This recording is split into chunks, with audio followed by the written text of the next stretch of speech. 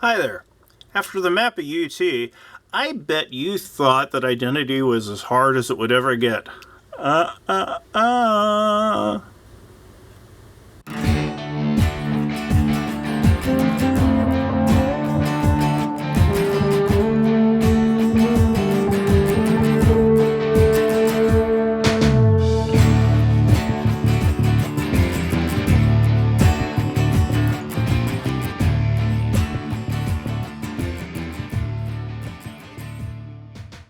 Mairs' article is definitely provocative. That's definitely a word we can use for it, right?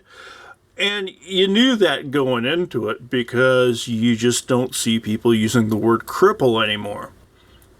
But it's important for us to know, particularly in this time where identity is something that we're talking about again, that we don't talk about all identities quite as equally. And we should, because there's some interesting stuff happening. One of the reasons I really wanted to have you read the Mairs article is because disability is an identity we don't think about all that much, not nearly as often as we should. In this day and age where the Black Lives Matter movement is garnering a lot of attention, and deservedly so, you would think that our attention would be hyper-focused on differences of all kinds. But disability tends to get a slightly different rap. We don't think about it the same way. And this is why I think that looking at Mairs' article should help clarify some stuff. Let's talk about language first off. Words people use and words people want to have used for them can be very important, and it can bring up a lot of associations. There was one night I was waiting for a friend of mine at this nightclub, and I brought a notebook and was working on some song lyrics, and I heard a group of undergraduates at a table not too far away talking loudly, as drunk undergraduates tend to do. One of them, I wasn't really listening all that much, but I overheard one of them say something about the word retard. And the word retard is one that immediately makes me groan and think, oh my God, we're not going to go over this stuff again, are we? But when I listened in, it was different than what I thought. Because one of them was telling the other one, is like, the way I feel it is, if you have a problem using the word someone wants to use for them, it's you who are the problem. And I'm like, huh. Not what I expected to hear, because I have commonly heard students talk about something being retarded as an insult.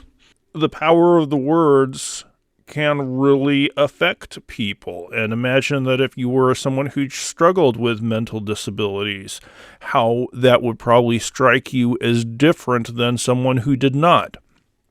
When someone says they're freaking out or someone says they're depressed, I have to admit, as someone who has clinical depression, it bothers me a little bit that they're kind of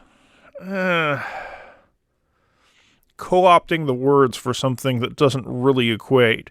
It's like you see somebody who's just a little bit compulsive and you talk about them being OCD. Well, if you were really OCD, that might bother you as well. So the words have a lot of issues, and it was something that Mairs brings up, and I think it's something that we need to interrogate just a little bit. She says she does not like the word handicapped, because handicap implies I have been deliberately put at a disadvantage. There's the great line, she doesn't see her God as the handicapper general. Okay. A handicap is a word that doesn't really have a lot of currency anymore. It gets used for some things, but by and large, people don't like it all that much. Disabled. She did not like this one either. And her response was that to her, it suggests any incapacity, physical or mental. That made me really think, why is this necessarily a problem for her?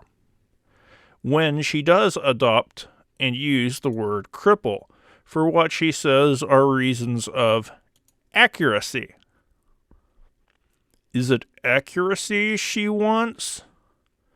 Or is it distance from the other connotations of the word disabled. I imagine that someone being physically disabled, and if they think that the term equates them with someone who is mentally disabled, maybe that might cause problems for them. I don't know. But it's something really to think about. She says maybe she just uses the word because she wants people to wince, which is a question. I mean, that's a statement that really tends to bring up a lot of questions in my students when we talk about this. Why would you want someone to wince? Why would you want to provoke that kind of strange reaction in people? Well, I've got a few theories. First, I wanted to go over a Bell Hooks quote where she says being oppressed means the absence of choices. And that means that you just don't simply have the freedom that everyone else has. Maybe there's something related going on here. Maybe it's by calling herself a cripple and making people wince, she's making people see her. Maybe she wants to be visible. It's an interesting thought. Sometimes someone's disability might make other people not see them as a normal human being, and to get in their face might be something that an individual wants. It is a civil rights axiom that in order to make progress for a group, you have to do a few things. You have to make people recognize that they're part of a group, and then you have to make people in that group realize that they are indeed oppressed. And then you need to make other people see you and understand the oppression. By getting in someone's face, it does kind of make you more visible. Does it do so in the way you want? It's an interesting question. Crippled is a term which does have some very specific connotations, and they're all usually fairly ugly for us, which is why most people don't like the word. I'm curious about something else. Are people who could fit the word crippled all the same, and do we treat them the same? I have a friend of mine from high school. His dad was a Marine in Vietnam and ended up wading through an awful lot of Agent Orange. As a result, my friend Tom came out with 1.5 arms and no opposable thumbs. He's had some surgery early in his life to give him usable digits, but he doesn't have what would be a normal thumb in any of the thumb locations. And he has, as I said, on his right arm is only about 3 or 4 inches from the elbow. Tom was the kind of person who, if you wanted him to do something, tell him that there's no way he could do it. He is a very stubborn man. Someone told him he'd never be able to play a musical instrument, so he took to a musical instrument with abandon, and he's one of the best bass guitarists I've ever heard or ever played with, and I've known a lot. One day I went with Tom to this music store a bit further down south in Florida, which happened to be owned by a virtuoso bassist named Beaver Felton, who is in a wheelchair. And it was a very interesting conversation to take part in. 1, because I'm a guitar player and not a bass player, but 2, because I'm with 2 people who have 2 very visual disabilities. And one of the questions they brought up is that they think that there might be a difference in how people who've become disabled feel in relationship to how people who were born disabled feel. If it's a natural occurrence, does that tend to change your attitude towards your body as opposed to someone who's had it happen to them? Identity gets really weird and squirrely when we start dealing with these issues. And identity in general can be a very confusing thing. So I'm going to talk about 2 issues that come up with identity. How well you apply the identity. You can think about identity as essential or not. In other words, is it an inherent part of your character, of your person? And I think that's what Tom and Beaver were talking about. If you're born a certain way, it might seem a more inherent part of you than if you were made a certain way. But then again, Tom said that he, in his experience, people who had become disabled later in life tended to be a lot more bitter about it than people who were born that way. It's interesting. Are you necessarily marked as different because of this? And how does the adoption of a disability change your relationship to it? Visibility for a disability is an interesting thing, too. Are you seen? Do you want to be seen? Are you seen as a real person, as a whole person? I had another really good friend of mine who would not shake Tom's hand because of his disability and always treated him as a little bit something less. And it saddened me because Tom is a great guy. And my other friend was a great guy, too, but that general swath of ignorance coming at him. Tom found himself seen a lot, but he found himself seen a lot as a little bit of a freak. And he always felt that way, that someone was looking at him that way. And you can imagine how that might weigh on an individual, too. Of course, Tom, being the in-your-face person that he was, would get in other people's faces. So he used the visibility of his identity to really make people challenge their assumptions. I don't know how successful it was or not, but there you go. There are other abilities that may or may not be as visible. If you're in a wheelchair, it's kind of hard to hide that, but on the other hand, it's not like the world is created for people in wheelchairs.